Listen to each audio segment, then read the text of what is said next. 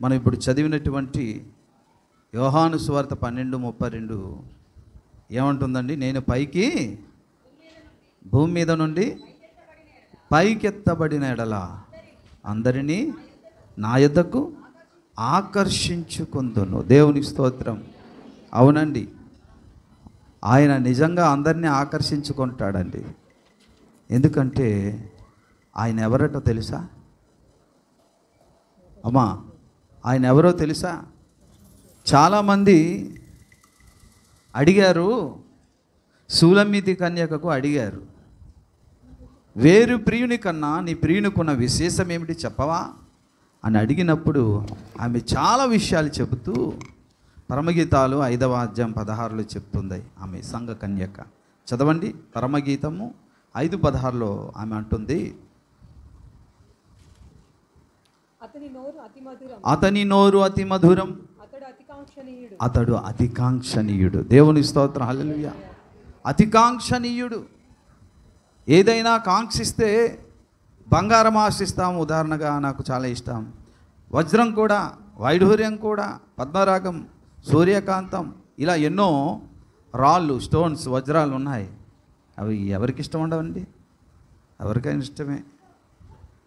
కానీ వాటన్నిటికంటే నాకు అతికాంక్షణీయమైనటువంటి వస్తువైన వ్యక్తి అయిన నా ప్రాణప్రియుడైన యేసయ్య అంటుంది సూలమ్మితి కన్యక.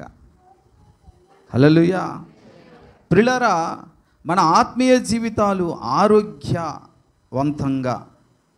ఆరోగ్యవంతంగా ఎప్పుడు సజావుగా ముందుకు సాగాలి అంటే మనము ఆయనను అతికాంక్షణీయుడుగా చూడగలగాలి. హల్లెలూయా, హల్లెలూయా. అయితే మనము బంగారము కంటే, వజ్ర వైడూర్యాల కంటే ఆయన అతికాంక్షణీయుడిగా చూడగలుగుతున్నామా? అలా చూడాలి అనుకుంటే అసలు మనం ఏం చేయాలి? మనము దేవుణ్ణి ఆశీర్వాదాలు ఇచ్చేటటువంటి సాధనగా వెతకకుండా మనము ఆయన దక్కితే చాలు అని ఆయన వెతకాలి. హల్లెలూయా. అర్థమవుతుందండి? మనకి ఏటీఎం ఉంటుంది. ఏటీఎం అంటే all time money, any time money. Okay, దేవుణ్ణి కూడా చాలామంది కోకొల్లలు ప్రజలందరూ ఎలా చూస్తారంటే ఆల్ టైం, ఎనీ టైం ఆయన మాకు ఆశీర్వదిస్తాడు. అర్థమైందండి? ఎప్పుడు వెళ్ళినా, ఎప్పుడు అడిగినా ఆయన మాకు ఆశీర్వాదాన్ని ఇస్తాడు. కాబట్టి దేవుణ్ణి ఆశీర్వదించే ఒక సాధనంగా, ఎప్పుడు డబ్బులు వచ్చే సాధన ఏముంటుందండి? పరికరం మనకి ఏటీఎం లాగా. అలాగేంటంటే దేవుణ్ణి కూడా ఎప్పుడు మమ్మల్ని ఆశీర్వదిస్తాడు అని ఆయన్ని వెతుకుతుంటారు. కానీ అలా వెతకూడదు. మనము ఆయన అతికాంక్షణీయుడిగా మనం ఎప్పుడు చూడగలుగుతామంటే ఆయన దక్కితే నాకు చాలు, అదే భాగ్యము అని మనం అనుకోగలగాలి. హల్లెలూయా. ప్రియులారా, అటువంటి వాంఛ మనలో కలగాలి అంటే దేవుని పట్ల అటువంటి వాంఛ, ఎటువంటి వాంఛ? ఆయన అతికాంక్షణీయుడు తెలుసా అనే వాంఛ ఆయన పట్ల మనకు కలగాలి అంటే మనం ఏం చేయాలి? ఏం చేయాలంటే దేవుడిచ్చే ఆశీర్వాదాలు పొందాలనే కాంక్ష మనలోంచి ముందు అది తగ్గిపోవాలి. దేవుణ్ణే స్వాస్థ్యంగా పొందాలన్న కోరిక మనలో ఎక్కువాలి. హల్లెలూయా, హల్లెలూయా, హల్లెలూయా. పిల్లరా, ఈ రోజుల్లో దేవుణ్ణి ఎప్పుడూ కూడా ఏ ప్రార్థన లిస్టు చూసినా నాకు ఆరోగ్యం కావాలి, నాకు ఉద్యోగం కావాలి, నేను ఇల్లు కట్టాలి, వ్యాపారంలో లాభాలు రావాలి అంటూనే ప్రార్థనలు చేస్తూ దేవుడిచ్చే వరాలనే వెతుకుతున్నారు, దేవుడిచ్చే ఈవులనే వెతుకుతున్నారు. కానీ దేవా, నిన్నే నా స్వాస్థ్యముగా పొందాలన్న కోరిక నాకుంది నాయన, నువ్వే నా ఆస్తి, అందుకే నీకేం కావాలి బిడ్డ? ఆస్తులా కావాలి? ఆస్తులు నువ్వే నాకు కావాలి ప్రభా అన్నవారు ఇలా చెప్పగలుగుతారు, ఆయన అతికాంక్షణీయుడని. హల్లెలూయా, హల్లెలూయా. ప్రియులారా, దేవుని పట్ల అధికమైన వాంఛ కలగాలంటే ఆయనలో సౌందర్యాన్ని మనము చూడగలగాలి. ఆయనకు కూడా ఎంత సౌందర్యం ఉందో తెలుసు. పిల్లరా, ఆయనలో సౌందర్యం అంటే ఏంటి? ఎలా చూస్తాం? ఆయనలో సౌందర్యం చూడటం అంటే ఏంటి? అది మనం ఆలోచించాలి కదా. ఆయనలో సౌందర్యం ఏంటంటే దేవుడు ఏమై ఉన్నాడు అనేది ఫస్ట్ మనకు తెలియాలి. పిల్లరా, ఆయన ఎలాంటి వాడు అనేది కూడా మనకు తెలియాలి. ఆయన గుణగణాలేంటి అనేది కూడా మనకు తెలియాలి. ఆయన ఏమి చేశాడు అనేది తెలియాలి. ఏమి చేయబోతున్నాడు అనేది స్పష్టంగా మనం గ్రహించినప్పుడు ఆయన సౌందర్యం ఏంటో మనం చూడగలుగుతాం. హల్లెలూయా, హల్లెలూయా. ప్రియులారా, ఉదాహరణగా ఒక మాట అంటున్నాను. అంటే ఆయన సౌందర్యం చూచుట అంటే దేవుడు ఏమై ఉన్నాడు, దేవుడు ఎలాంటి వాడు, ఆయన గుణగణాలు ఏంటి, ఆయన ఏమి చేశాడు, ఆయన ఏమి చేయబోతున్నాడు అనేవి స్పష్టంగా గ్రహించగలిగినప్పుడే ఆయన సౌందర్యాన్ని మనం చూడగలుగుతాం. అరే, దేవుడు ఎంత గొప్ప దేవుడా, ఇంత అందమైన దేవుడా అని. ఉదాహరణ చెప్తా, ఆయన ఏం చేశాడు, మనకేం చేశాడమ్మా? ఆయన ఏం చేశాడు చెప్పండి? ఏం బాబు ఏం చేశాడయ్యా? ఎజ్రా శాస్త్రి, మోషే గారు, ఆయన ఏం చేశాడండి? మనల్ని చూసావు ఎప్పుడు? ఏం చేశాడు? ఏం చేశాడు? ఏం చేశాడండి ఆయన? ఏం చేశాడు ఏంటండి? ఆయన సింహాసనాన్ని విడిచి నరక ప్రాప్తులైన మనల్ని ప్రేమించి నరకానికి జోగుతూ పడిపోయే స్థితిలో ఉంటే ఆయన అడ్డుకొని చెయ్యి చాచి రక్షించి జన్మకర్మ పాపాల కొరకు తన సొంత ప్రాణము సొంత రక్తము కార్చి మన జన్మకర్మ పాపాలు కడిగి పరిశుద్ధులుగా చేసి మళ్ళీ ఏం చేశాడండి? తన బిడ్డలుగా స్వీకరించాడు. ఇది కనిపించిందా? ఇప్పుడు నేను చూసావు ఈ సౌందర్యాన్ని? తర్వాత ఏం చేశాడు? ఏం చేయబోతున్నాడు ఆయన? ఏం చేయబోతున్నాడు తెలుసా? తన సింహాసనం ఆయన కూర్చుంటే ఆయన పక్కన మనల్ని కూర్చోబెడుతున్నాడు. ఇది ఎప్పుడైనా నువ్వు చూసావా? కూర్చోబెట్టి ఏం చేస్తున్నాడండి? సర్వ విశ్వాన్ని పరిపాలించే భాగ్యము, అవకాశము ఇస్తున్నాడు. ఏం చేయబోతున్నాడో నువ్వు తెలుసుకోవాలి. ఏం చేశాడో నువ్వు తెలుసుకోవాలి. దేవుడు ఏమై ఉన్నాడో కూడా నువ్వు తెలుసుకోవాలి. ఎలాంటి వాడో తెలుసుకోవాలి.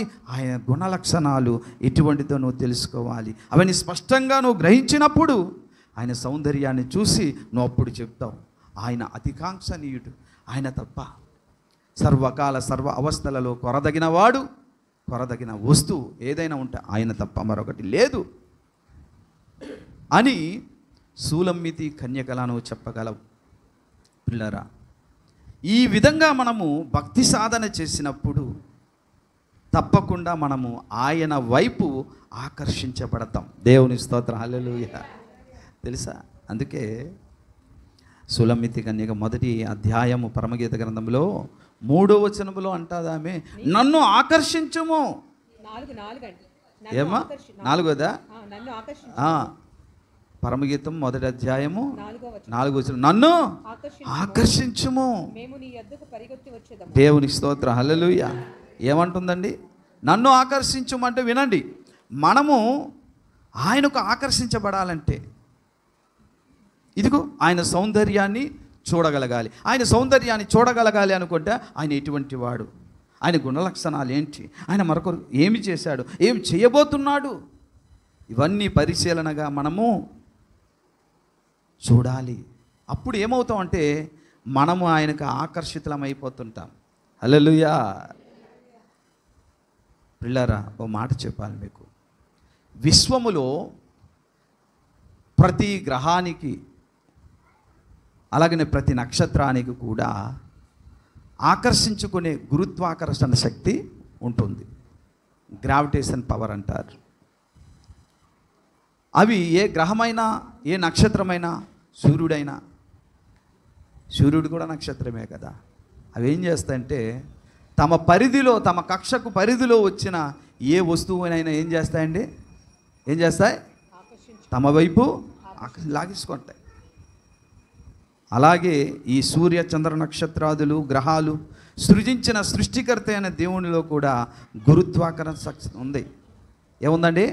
గురుత్వాకర్షణ శక్తి. తన వైపు వచ్చే ఏ వస్తువునైనా, ఏ వ్యక్తినైనా, ఏ బుద్ధిజీవునైనా, ఏ మనిషినైనా, ఏ మనుషులనైనా, ఏ భక్తులనైనాను ఏం చేస్తాడండి ఆయన? తన వైపు చెప్పాలి, ఆకర్షించుకుంటాడు. అందుకే పరమగీత గ్రంథం 1:3 ఆమె ఎలా ఉంది? యేసు ప్రభువారు యోహాను సువార్త 12:32లో కూడా ఏమన్నాడండి? నేను పైకి ఎత్తబడిన ఎడల ఏం చేస్తానన్నాడు అతను? అందరినీ నేను ఆకర్షించుకుంటాను, బిడ్డలందరినీ. హల్లెలూయా. పైకి ఎత్తబడడం అంటే చెప్పాలి, పైకి ఎత్తబడడం అంటే కాదు, శిలువ మీద మనల్ని అందరినీ ప్రేమించి ప్రాణం పెట్టాడు. తన ప్రేమకు మనమందరం ఏమవుతామండి? అదండి, తన ప్రేమను నువ్వు అర్థం చేసుకున్నావు అనుకో, ఆకర్షితులమైపోతాం, అంతే, అతుక్కుపోతాం ఇక. హల్లెలూయా, హల్లెలూయా. ప్రియులారా, మనుషులను తన వైపు ఆకర్షించుకోవడం అనేది ఆ నీతి సూర్యుడైన యేసయ్యకు అది సహజ లక్షణం. అందుకే ఆయన చెప్పాడు ఆ మాట యోహాను సువార్త 12:32లో, నేను మనుషులను ఆకర్షించుకుంటానని. ఎప్పుడు ఆకర్షించుకోగలుగుతాము? మనం ఆయనకు ఆకర్షించబడాలంటే ఏం చేయాలి? ఈ రోజుల్లో చాలామంది భక్తులు ఉన్నారండి, తమ తమ భక్తిని చూపించుకొని చర్చిలకు వెళ్తారు, వస్తారు. మరి అంతమంది విశ్వాసులు అయినా ఆయన వైపుకు చాలామంది ఆకర్షించబడలేకపోతున్నారు. కారణం ఎందుకు? ఎందుకంటే ప్రియమైన బిడ్డలారా, చాలామంది ఆరాధికులలో అధిక శాతము ప్రజలు దేవుణ్ణి కాకుండా ఆయన ఇచ్చే ఈవుల కోసమే పరుగులెడుతున్నారు. కాబట్టి ఆకర్షించబడట్లేదు. ఈ రోజుల్లో ఏ కూటాలు చూడండి, చర్చికి వెళ్ళండి, ప్రార్థన రిక్వెస్టులు చూడండి, అధిక శాతం భక్తులు దేవుడు నాకేమిస్తాడు, ఏ మేలు చేస్తాడు, ఏ వరం ఇస్తాడు, ఏ ఆశీర్వాదం ఇస్తాడు, ఏ ఈవిని ఇస్తాడు అనే పరుగులు తీస్తున్నారు. ఉజ్జీవ కూటం పెట్టనివ్వండి, చర్చికి వెళ్ళనివ్వండి, ప్రార్థనలు చేయనివ్వండి, వ్యక్తిగతంగా ప్రార్థన చేయనివ్వండి, వాళ్ళు ఏ మనస్సుతో పరిగెడుతున్నారు అనుకుంటే, దేవుడు నాకు ఏదో ఒక వరాన్ని, ఆశీర్వాదాన్ని, ఈవిని అనుగ్రహిస్తాడని ప్రజలు పరిగెడుతున్నారు. కాబట్టి వారు వరాల దాతను మాత్రమే చూస్తున్నారు, కానీ వరాలను చూస్తున్నారు, కానీ వరాల దాతను ఎవరు కూడా నువ్వే నాకు కావాలి, నాకు స్వాస్థ్యంగా నువ్వు దక్కితే చాలు ప్రభువా అన్నవారు ఎక్కువ శాతం భక్తులు లేరు. కాబట్టే ఈ మాట చెప్పలేకపోతున్నారు. నన్ను ఆకర్షించము, నేను నీ యొద్దకు అని చెప్పలేకపోతున్నారు. ప్రదేను బిడ్డలారా, దేవునిలోని సౌందర్యాన్ని మరి ఎలా చూడగలుగుతాం? చూడడం ఎలా అని అంటే వినండి, ఈ మాటలు వీలైతే రాసుకోండి. ఒకటి, దేవునిలో ఉన్న సౌందర్యాన్ని మనం చూడగలిగితే, నా కోసం ఎవరో ఆలోచిస్తున్నారు, నా కోసం ఎవరో వెతుకుతున్నారు, నా కోసం ఎవరో ధ్యానిస్తున్నారు, నేనే కావాలని అడుగుతున్నారు. ధనమును కోరలే, తమ చుట్టూ ఉన్న సమాజంలో అందచందాల్ని కోరలే, నన్నే కోరుతున్నావు భక్తుడు అనగానే ఈయన మనసంతా కూడా ఆ భక్తుని వైపు, ఎక్కడ కోట్లాది మంది ప్రజల మధ్య ఉన్నా సరే తన మనస్సు అటువైపు వెళ్ళిపోతుంటుంది, ఈ భక్తుని మనస్సేమో అటువైపు వెళ్ళిపోతుంటుంది. నన్ను ఆకర్షించమని ఈమె, నేను ఆకర్షించుకుంటానని ఆయన అన్నాడా లేదా? ఈ రెండు ఒకటైపోయి మమేకమైపోయి భక్తునితో దేవుడు, దేవునితో భక్తుడు ఏకాత్మ అయిపోతాడు. ఇక ఆస్తితో పనే ఉందమ్మా, ధనంతో పనే ఉందమ్మా, పదవితో హోదాతో పనే ఉంది చెప్పండి. అరే, విశ్వాన్ని చేసినటువంటి సృష్టికర్త అయిన దేవుడు వస్తువులు ఇవన్నీ మనకి ఇచ్చాడు, కానీ సృష్టి కాదు నాకు కావలసింది, సృష్టికర్త అయిన దేవుడే నాకు కావాలి. హల్లెలూయా, హల్లెలూయా, హల్లెలూయా. కాబట్టి మనము దేవునిలోని సౌందర్యాన్ని చూడాలి. మరి చూడడం ఎలా అని అంటే, మొట్టమొదటిసారిగా మనం చేయాల్సిన పనిలో దేవుడు తన్ను గూర్చి చెప్పుకున్న ప్రతి మాట మనం నమ్మాలి. పరిశుద్ధ బైబిల్ గ్రంథంలో తను గురించి తాను చెప్పుకున్నాడు. నేను ఉన్నవాడను, దాన్ని నమ్మాలి. నేను సర్వశక్తి గల దేవుడను అన్నాడు, దాన్ని నమ్మాలి. నేను పరిశుద్ధుడను అని చెప్పాడు, దాన్ని నమ్మాలి. ఆది అంతమై ఉన్న దేవుడను, ఆల్ఫా ఓమేగనై ఉన్నవాడను అన్నాడు, దాన్ని నమ్మాలి. నేను ప్రేమాస్వరూపుడను అన్నాడు, కృపచూపుడకు ఐశ్వర్యవంతుడను అన్నాడు, దాన్ని నమ్మాలి. ఏమర్థమైంది మీకు? అర్థమైందా? దేవుడు తన్ను గూర్చి ఏమేమైతే పరిశుద్ధ బైబిల్ గ్రంథములో చెప్పుకున్నాడో అవన్నీ మనము నమ్మాలి. అలా నమ్మినప్పుడు ఆయన సౌందర్యాన్ని మనం నెమ్మదిగా చూడడానికి అవకాశం ఉంటుంది. ఒకవేళ నమ్మడానికి ఇష్టం లేదనుకో ఏమనుకుంటారు తెలుసా రూబేను? అవునండి, యేసు ప్రభు వారు ఓ మాట అన్నారు, తన కోసం తను మాట చెప్పుకున్నాడు. ఏ మాట చెప్పుకున్నాడు తెలుసా? నేను నశించిన దానిని వెతికి రక్షించడానికి వచ్చాను అన్నాడు. నమ్ముదామా? నమ్మాలి కదా. ఆయన ఓ మాట అన్నాడు, ఏంటో తెలుసా? బాగా వినండి. నాలో పాపం ఉన్నదని మీలో ఎవరు స్థాపింపబూనుకుందరు అన్నాడు. అవునా? నాలో పాపం లేదని అన్నాడు ఆయన. మరి అంటే ఆ మాట నమ్ముదామా? నమ్మాలి, నమ్మకూడదా? నమ్మాలి కదా. ఏం చెప్పాను ముందు? దేవుడు తన్ను గూర్చి తాను ఏవైతే చెప్పుకున్నాడో అవన్నీ నమ్మాలి. కానీ మధ్యలో మీకు సంగతి తెలిసే, యేసు ప్రభు వారు మగ్దలేని మరికి పెళ్లి చేసుకున్నారు. పెళ్లి చేసుకొని కాశ్మీర్కి వచ్చారు, పిల్లల్ని కన్నారు. అక్కడే చనిపోతే సమాధి కూడా ఉంది. కొన్ని విద్యలు కూడా నేర్చుకొని మళ్ళీ పాలస్తీనా వెళ్ళారు, ఇజ్రాయిల్ అని. దాని మీద ఒక సినిమా కూడా తీశారు, డావిన్స్ కోడ్ అనే సినిమా.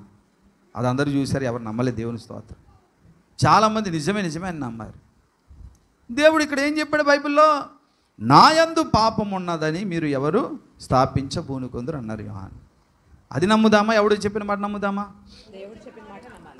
అలాగే ఎవరో చెప్పిన మాట మనలో ఆ విత్తనము కాస్త చిగుర్చి దేవుని మీద అనుమానం వచ్చిందే అనుకో, దేవుని సౌందర్యాన్నిగా చూడలేవు. అందుకే దేవుని సౌందర్యంను చూసి మనము ఆకర్షించబడాలి. ఆయన మనల్ని ఆకర్షించుకోవాలన్నా ఫస్ట్ మనం చేయాల్సింది ఏంటంటే, బైబిల్లో ఆదికాండం మొదలుకొని ప్రకటన గ్రంథం వరకు దేవుడు తన్ను గూర్చి ఏమైతే ఏ సంగతులైతే చెప్పుకుంటున్నాడో అది మనము నమ్మాలి. హల్లెలూయా.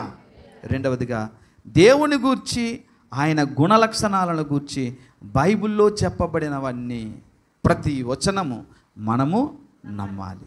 ఆయన చెప్పాడు, భక్తులు రాశారు, దాన్ని నమ్మాలి. ప్రతి అక్షరం, ప్రతి పదం మన హృదయాల మీద ముద్రించేంత వరకు, ముద్రించబడి అది శిలాక్షరాలుగా రాయబడేంత వరకు కూడా దాన్ని మనం చదవాలి. చదివిన దాన్ని మరలా ఏం చేయాలో తెలుసా? ఏకాంత గదిలో మౌనంగా ఉండి ధ్యానించాలి, ఆరాధించాలి, ధ్యానిస్తుండాలి. అలా ధ్యానిస్తున్నప్పుడు పిల్లారా, మనకున్నటువంటి వాంఛ తన వైపు లాగేస్తుంటే ఆయన కూడా ఆగలేడండి, వచ్చేస్తాడు. ఆయన కూడా ఏం చేస్తాడండి? వచ్చేస్తాడు, మన దగ్గరకు వచ్చేస్తాడు. అలాగే మీకు గుర్తుందో లేదో, హానోకు కూడా దేవుడు ముందు నడుస్తుంటే దేవుని వైపు మనసు కలిగింది. నన్ను ఎవరో పిలుస్తున్నారు అనుకో ఆయన దిగిపోయాడు.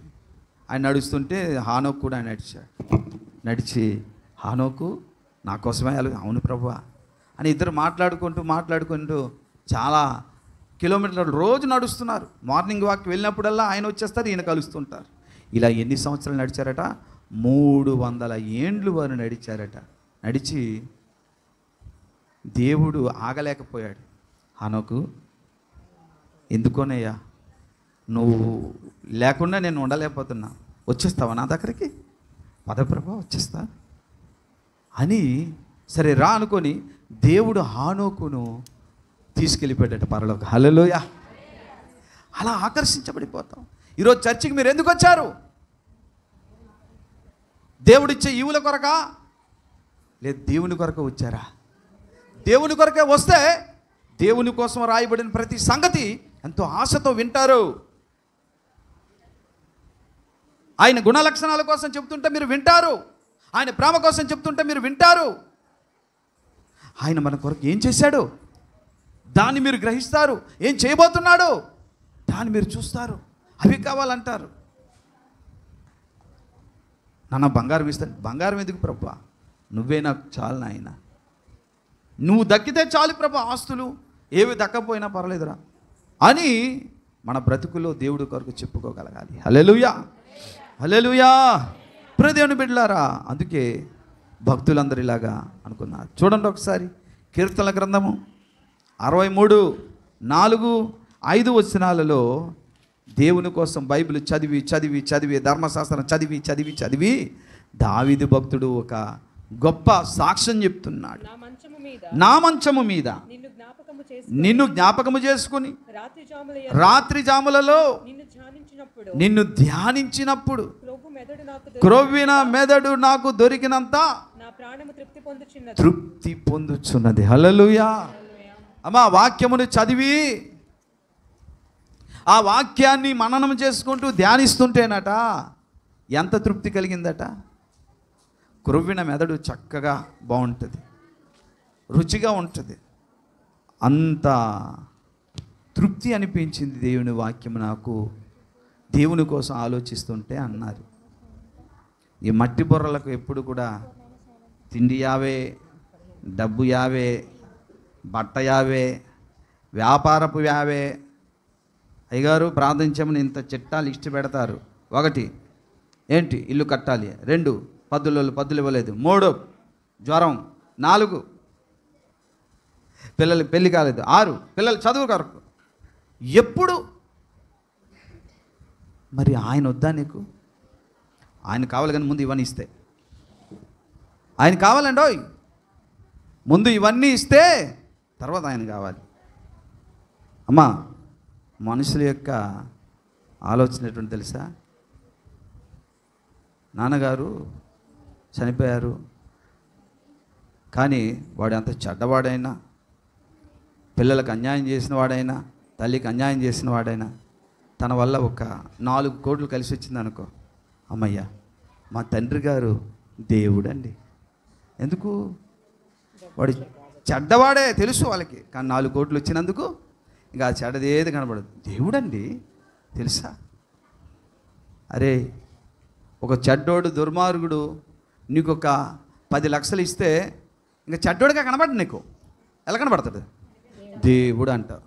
మరి దేవుడు అన్నీ ఇస్తే దేవుడు అని కోలిస్తే ఏమి వాళ్ళకి నీకు ఏంటి తేడా చెప్పండి? అవునా కాదా? దేవుడు అన్నీ ఇచ్చినందుకు ఏమంటున్నావు నువ్వు? నిజంగా దేవుడు అంటున్నా. ఓ చెడ్డవాడే ఓ 10 లక్షలు నీకు ఇచ్చినా, దుర్మార్గుడైనా దుష్టుడైనా, అరే ఆడి నిజంగా దేవుడేనరా చెప్పండి. కాబట్టి దేవుణ్ణి అలా కొలవకండి. ఆయన గుణ లక్షణాలు, ఆయన సౌందర్యం, ఆయన ప్రేమ, ఆయన త్యాగము, ఆయన మన కొరకు ఏం చేశాడు, ఏం చేయబోతున్నాడు, దానిని బట్టి నువ్వే కావాలి, నువ్వే నా ఆస్తి అన్నవాడు నిజమైన భక్తుడు. ఇటువంటి భక్తులకు దేవుడు ఆకర్షించబడిపోతాడు. హనోకు, వచ్చివయ్యా, నువ్వు లేకుండా ఉండలేను, పరలోకం తీసుకెళ్ళి పదప్రభు వచ్చేస్తాను వెళ్ళిపోయారు. దేవునికి స్తోత్రం. హల్లెలూయా, హల్లెలూయా, హల్లెలూయా. దేవుని బిడ్డలారా, ఒకసారి చెప్తున్నాడు దావీదు భక్తుడు 104వ కీర్తన 34వ వచనాన్ని చదవండి. ఆయనను గూర్చిన నా ధ్యానము. దేవుని స్తోత్రం. ఎవరికి ఇంపుగా ఉండాలట? చదవండి. చూసారా? ఆయన కోసం ఏం చేస్తున్నాడట? ధ్యానిస్తున్నాడట. మోషే గారు వింటున్నారా? అహరోను గారు, మోషే అహరోన్లు పక్కపక్కన ఉన్నారండి. నిజంగా అహరోను పెద్దవాడు, మోషే చిన్నవాడు. సరిపోయిందండి ఇద్దరికిద్దరు బాగా. అమ్మ వింటున్నారా? ఆయనను గూర్చినటువంటి ధ్యానం మీకు ఎలా కనిపిస్తుందట? ఇంపుగా ఉండునుగాక. దేవునికి స్తోత్రం. హల్లెలూయా. బుద్ధిమంతులారా గమనించండి. నేను ఒకసారి ఓఫీరయ్య గారు రాసిన పుస్తకం పరిశుద్ధ దేవుని గురించి జ్ఞానం చదువుతున్నప్పుడు అందులో దేవుని ఉనికి, దేవుడు అడ్రస్, దేవుని చిరునామా ఎక్కడ అని ఒక సబ్జెక్ట్ చదువుతున్నప్పుడు అది అద్భుతం, ఆనందం. ఆ పరవశంలో నేను ఊహల్లోకి వెళ్ళిపోయి ఒక పాట రాసేశాను. నీ చిరునామా ఎక్కడా ప్రభువా అనుకుని ఒక పాట రాసేశాను. ఆ పాట పాడుతానుగా ఇప్పుడు. శాశ్వతుడానా యేసయ్యానా హృదయమేని సింహాసనం, శాశ్వతుడానా యేసయ్యా దేహమేగా నీ ఆలయం, దేహమేగా నీ ఆలయం. ఎక్కడ? దేవుడు మన హృదయంలో ఉంటాడు, మన దేహము దేవాలయము. అక్కడ మాత్రమే కాదు, మళ్ళీ ఎక్కడ ఉంటాడండి? సమీపింపరాని తేజస్సులో ఉంటాడు. అది కూడా ఆచరణ కూడా రాశాను కదా. సమీపింపరాని తేజస్సులో ఉంటాడు, మళ్ళీ 2-3 కూడిన చోట ఉంటాడు. అవునా? పరదేశంలో ఉంటాడు, పరలోకంలో ఉంటాడు, భక్తుల హృదయాల్లో ఉంటాడు. ఆయన లేరు అన్న టైం లేదు, కాలం లేదు. అందుకే గడచిన యుగములకు ముందున్న వాడవు, రాబోవు యుగములలో జీవించువాడవు, నీవు లేని కాలమనునది లేనే లేదు ఎన్నడైనా. రాసుకున్నా, ధ్యానిస్తూ ధ్యానిస్తూ ధ్యానిస్తూ పరవశించిపోయేసరి పాటలు ఊహల్లోంచి వచ్చేస్తాయి అంతే. ఇది కూడా పరమగీతాలు ధ్యానిస్తున్నప్పుడు వచ్చిన పాట. నా ప్రాణ ప్రియుడు నాకెదురు పడేను, వదిలిపెట్టక నేను పట్టుకొందును, హత్తుకొనేదను ఆరాధించేదను, నా జీవనాథుడు యేసునికే. అందులో మరో చరణ నాకు బాగా నచ్చే చరణ. అపోస్తులుడైన యోహాను ఆయన రొమ్మున ఆనుకున్న శిష్యుడు అని పేరుంది. అర్థమవుతుందండి? నేను కూడా అతన్ని రొమ్మున ఆనుకోవాలి ప్రభువా, అదో ఆశ. నాకు ఆ మాట రావడానికి ఇంకో కారణం చెప్తున్నా. ఆయన వస్త్రములల్లా గోపరస వాసనే, అగరు వాసనే, లవంగి పట్టా వాసనే, దాల్చిన చెక్క వాసన ఎలాగుంటుంది అంత అగరు వాసన, మంచి వాసన, గోపరస వాసన, సెంట్. ఎవరిది? యేసయ్య వస్త్రాల మీద. ఆ వాసన ఎవరి మీదకి వచ్చిందండి? ఇప్పుడు సూలమ్మితి కన్యక మీదకి కూడా వచ్చేసింది. ఎలా వచ్చింది? ఎందుకు వచ్చిందంటే ఈ భక్తురాలు లేదా ఈ భక్తుడు యేసయ్య రొమ్మున ఆనుకునేసరికి తన మీద ఉన్న సెంటు ఈ భక్తునికి అంటుకొని ఈమె కూడా అదే వాసనతో పరిమళిస్తుందని ఆ మాట అర్థమయ్యేసరికి పరవశించి పాడాను ఈ పాట. ఏమా ఆ చరణ ఏంటి గుర్తుందా?